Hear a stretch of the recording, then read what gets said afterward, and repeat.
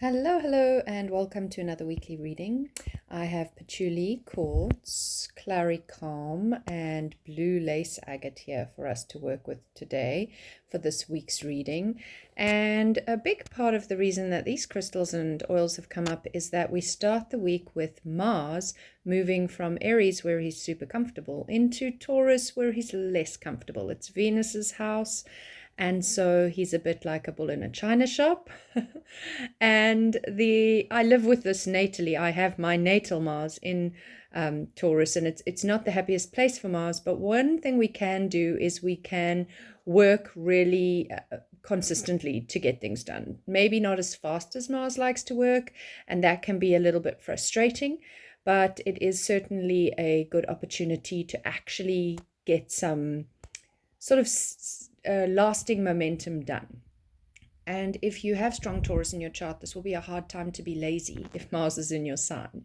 And it's, of course, going to trigger off all the things that have just been happening in Taurus as Mars continues his journey through there, since most of the planets have now left Taurus, barring Uranus. So it's just going to go trigger some of those hot points where we had the Jupiter-Uranus conjunction and a few other things that we will have remembered, the new moon, Taurus, etc. It's also a sign, Taurus rules the neck, the sinuses, the ears, nose, throat, voice, the pharynx, larynx. So doing something about those things, maybe you've been avoiding going to the dentist, this would be a good time, and so on. Anything to do with those areas of your life. We also end the week with also an earthy energy with the earthy Virgo first quarter moon. So there's a lot of airiness right now. There's so much Gemini. It's like Gemini on Gemini on Gemini. And so for me, being quite strongly Gemini, I'm holding on to these grounded things as if they are these anchors in a bit of an intensely airy time. So depending on your personality, maybe you need that wind to blow you forward a little. Maybe you've been a bit too earthy and stuck, but if you want to just pull towards the earth to anchor yourself, then that's great. So feeling it out for yourself. But we have a big week of a lot of major arcana cards. So pick a card between 1 and 4. Remember that this is a collective reading, so it's not personal. And if you're looking for a personal reading, then please do check the link below. But what it is it's going to give us a kind of a weather forecast with the cards for the week. And then the card number that you choose between 1 and 4 is going to have a little bit of an extra personalized sort of bent for you. Let's jump in. As you can see, 3 of the 4 are major arcana, and most of them are upside down, which does generally tend to mean that we have a little more work to do there, or it's a little more enhanced, or it's a little more intense, something along those lines. So we start with the 18, the moon, the Fool, the 0 card, the beginning of a journey and our only right way up. We have the 9, and if you think about it, 1 plus 8 is 9. So there's a link there. And we have the 6, the Lovers, which is actually a Gemini card. And as I said, we're in super duper Gemini season. Being air, Gemini also links to the suit of swords. So we are feeling that Gemini in this reading quite a lot. Even the Fool card brings in a lot of this my seeds are blowing, there's a journey to be had, there's an adventure awaiting, also can really link into the feel of Gemini. But here we have this really one big emotional process that we're needing to look at. So the Moon card is very much tapping into the unconscious, remembering that we had the new moon in Gemini last week. We're heading towards the first quarter in Virgo this week. Those are both mutable signs, and mutable speaks to where we need to be able to be a little bit more malleable. So, and they're air, in that case, air, Gemini, and earth, Virgo. And this is a very watery card. Our next new moon is in Cancer, in a month from now, in Cancer. And Cancer is the sign that rules the moon. So it feels to me like a little bit of a precursor to check in where our emotions are turned upside down and around and we're not dealing with them, the hidden stuff. Because when we hit that Cancer cycle, it's time to do the emotional work. And if we've left too much to dam up. It's going to be more of a intensive dam burst that might flood. Whereas if we start to go, okay, let's blow those seeds and that Gemini energy, let's scatter some of the excess. Let's look, beneath the surface of where we've been avoiding things, because we're trying to bury it and push it deeper and deeper rather than looking at it. And I would suggest looking at where you distract yourself, where you get too busy to do the feelings. And let's be honest, it's easy for us to be too busy to do the feelings because life is busy and life is crazy and life is chaotic and life is overwhelming for most of us a lot of the time.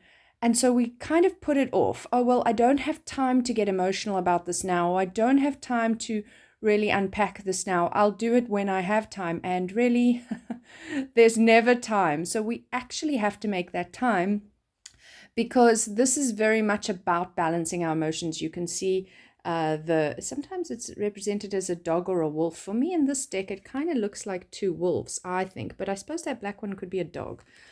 And the white one looks more like a wolf to me. Anyway, this is the other thing about cards. You look at the imagery and you see what you see. This is also depicting a big full moon. So it could be talking to what's coming up for us at the next full moon, which will be in a week and a half, closer to 2 weeks. Okay, so this is definitely setting the tone for, yes, maybe you don't really feel like dealing with your emotions right now because you've got all these ideas and all these plans and all these things to do, people to see, places to go. Gemini, can you hear that sort of like breathless, light, airy, blowing around, that energy?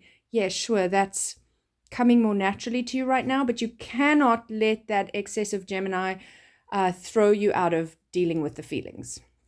And then the Fool card is just such an exciting new beginning, but also terrifying, because the Fool card says you're going on a hero's journey, but you don't start out the hero, you start out the fool.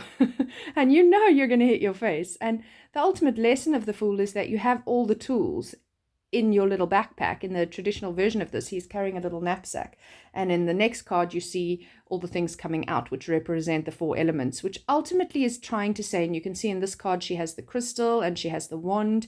And it's ultimately trying to say, you have what you need, the raw materials of things, you just haven't learned how to use them effectively. So when we have the Fool card, there is a part of our life. It doesn't have to be everything, but there is at least, and sometimes it is everything, but at least one place in your life you're about to embark on this adventure that's going to bring you mastery on some level. But you start out, yes, you have all the raw materials, but you don't know what to do with them. You don't really know which way you're supposed to go. You don't yet know who are your supporters and your allies and who are your villains. So it's a scary adventure. There's a surrender. You can see how she's about to fall back into this abyss. She doesn't know, but she knows that she can't stay where she is. And that energy is very expanded right now with this Gemini saying, I have these ideas. I have this imaginative, creative soul yearning to do something. I just don't know how to get there. But then there's also the 9 of Swords. And this is a card that really can indicate literal nightmares or feeling as if you're living in a nightmare. And not only feeling, thinking yourself into a nightmare. So a lot of it's to do with our thinking patterns. And of course, Gemini is an air sign. So we might be thinking ourselves into nightmarish situations, believing the worst, thinking people are assuming this about us, even though we may be completely wrong. Definitely when the air cards are more challenging, I feel like it has a lot to do with how we think ourselves into these constructs. And most people are just trying to get through their life and focus on their lens of life. And sure, there's a lot of judgment out there of others, and we all are guilty of doing that sort of thing often enough. But mostly it's all coming back as a reflection of ourselves kind of just not being able to metabolize some of our personal thoughts and feelings and judgments of ourselves, and then they spill out on others. And this is a card for me where it's just like saying, you need to get some deep rest. You need to rest your mind, because your mind is becoming a bit of a nightmare. It's turning you around, especially because we got this card upside down. So it's like You're trying to get out of that. You're trying to find something new. And in a sense, I just want to point out how the moon in this card, it's almost like it's below the horizon. It's not yet risen because it's lower in the card. And it is that unconscious, and we can't reflect quite well right now as we would like to on our emotions, because that unconscious is unconscious for a reason. And when the moon is full, she's quite intensely reflective. And right now, this moon is like down in the card. But then there is this trust fall that happens in this card into this abyss, into this flower of life or the seed of life process. And here is this one bird of hope, even though all the other ravens are these dark thoughts that we're allowing ourselves to get stuck in. There is the promise. And look at how that comes from the fall. There's lots of yellow energy there. We fall down into it. We take that trust. And then we step into this card going, yes, it might be right at the bottom. I find a tiny little bit of hope, a tiny little bit of new thinking. But that's all I need to turn this around. I just need to trust in my ability to find gratitude and love, especially because we've got the Lover's card. Yes, it's upside down as well. So maybe there's a resistance to trusting in others. But as I say, the Lover's card is literally a Gemini card. And what I also like in this one is it has a little archer symbol here, which is the opposite sign of Gemini, Sagittarius. So our last new moon was Gemini. The previous full moon, come back to this card, was Sagittarius. So for me, there's this culminating lesson that we're trying to work through, probably before the next full moon in Capricorn, that we really need to look at where are the relationships in our lives. And this card doesn't have to be romantic lovers. Okay, it's also relationships and connections and such. So where are those relationships in our lives that we can be more intimate, that we can be more vulnerable, that we allow others to see us, that we share deeply, not just the shallow Gemini stuff. We go deeper. We share our thoughts, our feelings, our dreams, our ideas.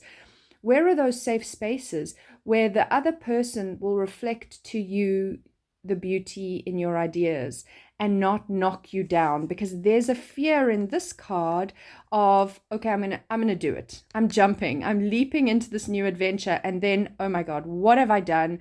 Now I'm gonna have this. Now that's gonna happen. Now they were saying this about me. I'm sure they thought this. I don't think I'm good enough. I don't know if I'm worthy. All these anxieties that plague us even in our sleep, and actually where we just need to be witnessed by safe people.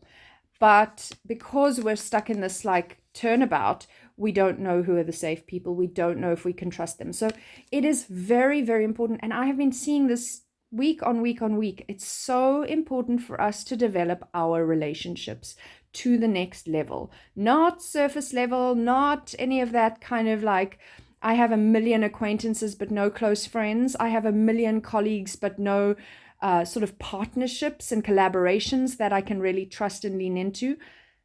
The more deeply we can meet ourselves, the more deeply we can meet another. Gemini is not known for its depth, but it's known to be easily connective. So if we start combining the two, that depth of emotion, the intensity of our ability to imagine, even to imagine ourselves into the worst case scenarios, whether that's true or not true, the more deeply we can meet ourselves, the more deeply we can meet another, the more deeply we can reflect that to that person, their beauty and their depth in their unconscious realms and their conscious, their potential, their raw material.